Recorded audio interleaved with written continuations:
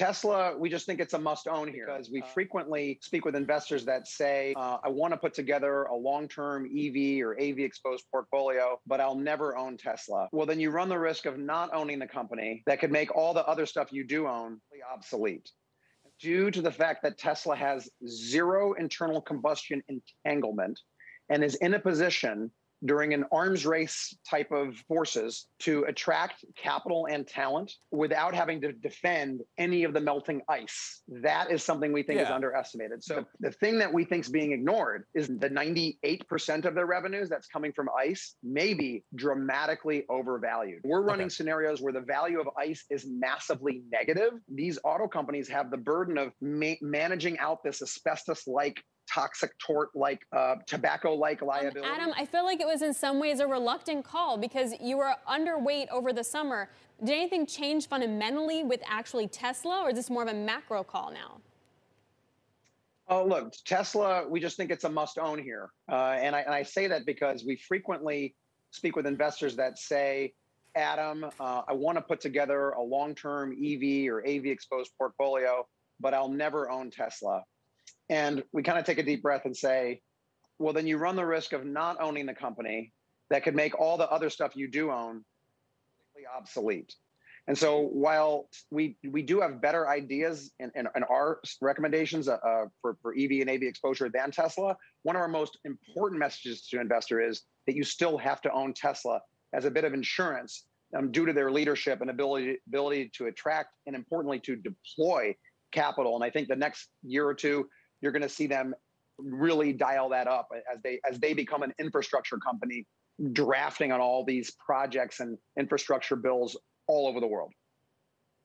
Adam, just to be clear, good morning, it's Guy. You're not saying that you shouldn't own other EV companies. You're just saying that Tesla needs to be part of the mix in terms of the portfolio that you're putting together.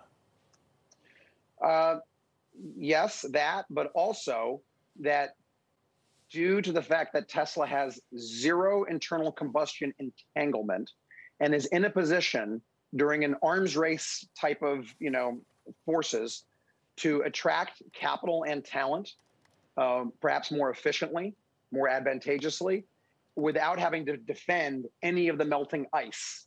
That is something we think is underestimated. So sure, there's lots of legacy companies. They're all, if you listen to what they're saying, they all sound like they're Tesla. And in many ways, they're frankly obsessed with Tesla. They would, if you listen to 30 seconds of a Volkswagen or GM, or you'd think they didn't sell any internal combustion cars. And it turns out they sell 98% but Adam, of the revenue for ICE. They start from a much lower multiple. And Tesla's trading on some pretty punchy multiples, you could argue. We can debate that point, but let's just park it to one side.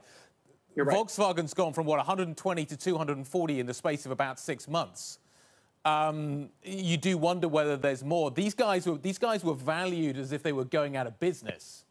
Yep. Now they're starting to get a little bit of the Tesla halo. I'm just wondering whether you get a bigger bang for your buck by owning some or a mix of all of these rather than focusing on Tesla. It's a great question, Guy. And Volkswagen's covered by Harold Hendricks out of London. He has an equal weight. We think that there's great potential, and for Volkswagen and for many other legacy OEMs, the value of their EV assets may still be potentially very, very undervalued by investors. The thing that we think is being ignored is the 98% of their revenues that's coming from ICE may be dramatically overvalued.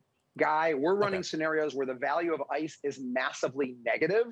And so these auto companies have the burden of managing out this asbestos-like, toxic tort-like, tobacco-like liability and still being able to attract ESG money to be an EV winner. And we think that that is going to prove, it's going to force these companies into these uncomfortable but necessary strategic outcomes. But it's not like everyone's owning an EV tomorrow. I mean, it's the same thing with the oil and gas industry. It's not like tomorrow no one uses coal or oil anymore. It's not about tomorrow. And I think that the investors we engage with understand this will take decades to see through. And analogies to the rollout of the electric utility grid, candles didn't just collapse overnight. Horse and carriage shared the road with the automobile for 20 years plus. Fixed wing aircraft and dirigibles were in the skies at the same time. So It's just that what the market sees and knows is happening. Those are the bets that are being made today. Adam, where is the value in Tesla? Is it, as you say, almost as an infrastructure company?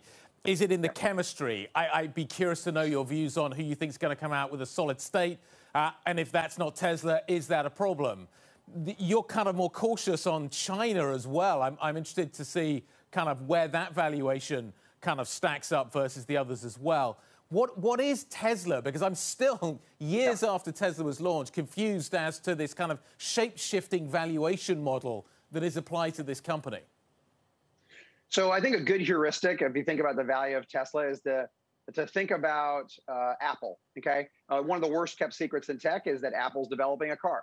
How would a company like Apple, or fill in the blank, other mega tech companies, how would they approach transportation? How would they approach autonomy, electrification, networking, software, AI? It's more than just unit times price, okay? If you solve for just units for Tesla, of course, you get these really ridiculous things like Tesla needs 70% market share. And of course, then that reinforces people saying, I'll never own Tesla. But we think Tesla is an installed base play, growing 1 million cars on the road to then 30, 40 million cars by the end of the decade, and getting an average revenue per unit or an ARPU from their monthly active users, and getting software-like and software-derived revenues from that installed base. When you start doing that, frankly, you have Tesla not covered by old-fashioned auto analysts like me.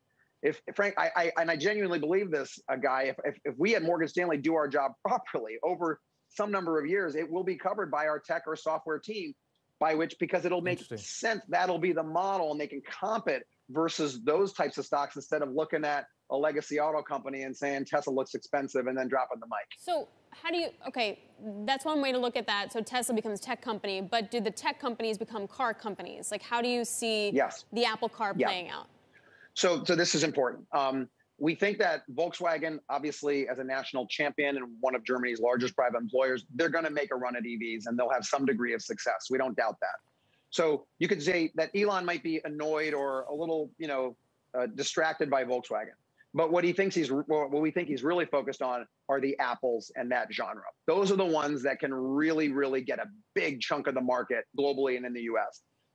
So we think that those a risk to Tesla, the two risks are mega tech getting into transportation and being able to do things that Tesla does and even more, right? Because they can attach to their ecosystem.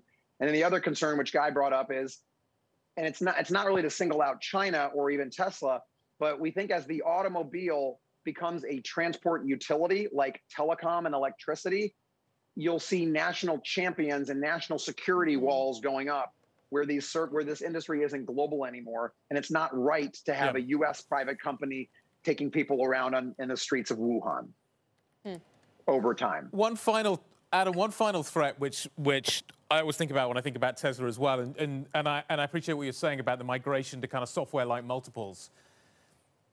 What does your modeling tell you about the valuation of Tesla if we get bond yields? We're at 1.6 now. Say we get to 2. Say we get to 3. Say we get to 4. How does that change the valuation case for Tesla? Mathematically, it can only hurt it. There's just no way around that. I guess then the question is, does it hurt it more than any other opportunity that's looking at a $5 or $10 trillion TAM trying to disrupt it? So ostensibly, there's no way around your answer. You got me. What I think, it depends who you ask, though. If you ask software and tech hardware people about Tesla, many of them look at it as stonkingly good value. If you ask auto people and people in my world about it, they say, I can never own it. It's ridiculously valued. Maybe the truth is somewhere in between. Maybe it's both.